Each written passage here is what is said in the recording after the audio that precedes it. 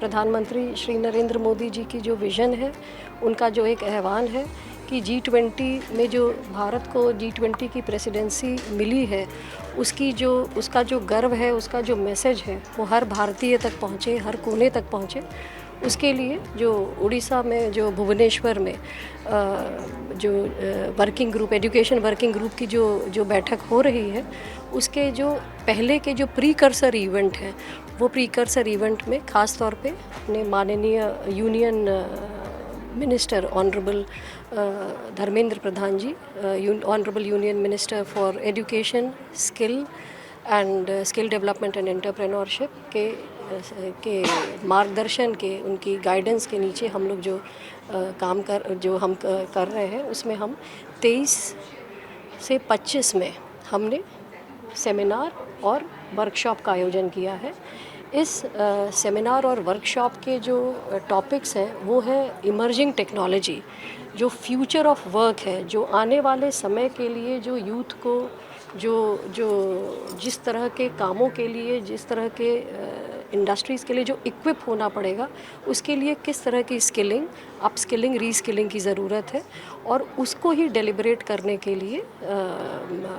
Industry, academia एक connect बने और यूथ पार्टिसिपेट करें, और इसमें से पैनल डिस्कशन हो, जिसमें नेशनल इंटरनेशनल कोलैबोरेशन से स्पीकर्स हों, जिसका लीड जो है वो IIT भुवनेश्वर करे as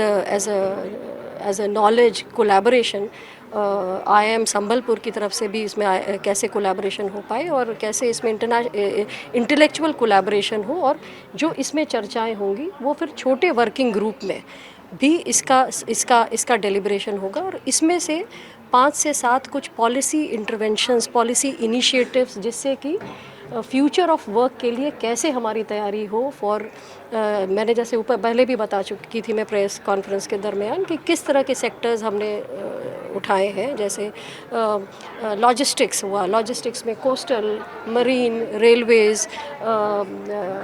emerging technology, data, AI, drone, agriculture. जैसे एग्रीकल्चर में अब आपको आगे आने वाले समय में किस तरह की टेक्नोलॉजी के लिए इक्विप रहना पड़ेगा कि आप उसको और ज़्यादा साइंटिफिक, और ज़्यादा उसको आप फ्यूचर रेडी आप कैसे बनाएं, उसके लिए मैं आपको उदाहरण दे रही हूँ। डेटा हुआ, डेटा एनालिसिस हुआ, ड्रोन, आर्टिफिशियल इंटेलिजेंस, तो इन सब को ही संजान में करते हुए हम सेकंड हाफ में इसका एक वर्कशॉप करके पॉलिसी पेपर निकालेंगे। ख़ास तौर पे जो मैंने कहा कि फोकस, इसके साथ ही साथ टूरिज़्म में हम कैसे नई टेक्नोलॉजी की बात कर सकते हैं, टेक्सटाइल के लिए भी बहुत ज़्यादा उड़ीसा में काम होता है, उसके लिए हम कैसे नई टेक्नोलॉजी कर सकते हैं, कैसे हम मिलेट्स की बात अभी हो रही है, खेती की बात हो रही है, कैसे ट्राइबल्स पे फोकस करके हम उनके लिए कुछ और फ्यूचर ऑफ वर्क के लिए उनको जोड़ सकते हैं। तो इस तरह से हमारे सेशन फर्स्ट हाफ और सेकेंड हाफ इस तरह से होंगे, और उसका एक आउटकम जनरेट होगा हर सेशन के बाद। उससे पहले जो 1 अप्रैल से उत्कल दिवस से हम जैसे जन भागीदारी, जो माननीय प्रधानमंत्री जी का एक विज़न है, उनका एक आह्वान है, उनका एक कि जन तक ये बात पहुँचे कि कैसे G20 की जो प्रेसिडेंसी मिली है वो कितने बड़े गर्व की बात है। उससे उड़ीसा के डिस्ट्रिक्ट का हर यूथ, हर विमेन लेड एक पब्लिक पार्टिसिपेशन, एक पीपल्स पार्टिसिपेशन की तरह से हम उसके लिए आगे बढ़ रहे हैं, और उसमें 1 तारीख से लेके और 22 तारीख तक हर डिस्ट्रिक्ट में, 30 डिस्ट्रिक्ट में हर कार्यक्रम होंगे, और उसमें स्लोगन कंपटीशन, ऐसे competition, painting competition, wall painting competition, local cuisine competition, yoga महोत्सव, और इसी तरह के आप साइक्लोथॉन, मैराथन, जिससे कि यूथ का जुड़ाव उनके साथ हो, और साथ ही साथ इंस्टीट्यूशंस में जो उनकी कोर कॉम्पिटेंस है और उस डिस्ट्रिक्ट की कोई कोर कॉम्पिटेंसी, उस डिस्ट्रिक्ट की competency coastal, marine, fisheries, rice, agriculture, organic farming, textile, handicraft, tourism, data, तो ये अलग अलग टेक्नोलॉजी में भी इंस्टीट्यूशंस चर्चा करें और इसमें से भी बच्चों को यूथ को पार्टिसिपेशन का पूरा मौका मिले। और यहाँ पे हमने एक इस तरह से हमने सोचा है कि ऐसा करके वहाँ से जिन कुछ बच्चे जो विजेता होते हैं अलग अलग प्रतियोगिताओं में, उनको भी हम इस जो 23 से 25 में हम जो शामिल कर रहे हैं, उनको भी हम शामिल करने का एक उनका हम रखेंगे।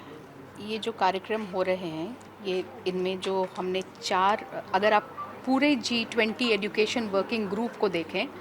जो 4 मीटिंग्स हो रही हैं, चेन्नई और अमृतसर में हो गया, भुवनेश्वर में होगा और आखिरी पुणे में होगा, तो इन चारों में हमने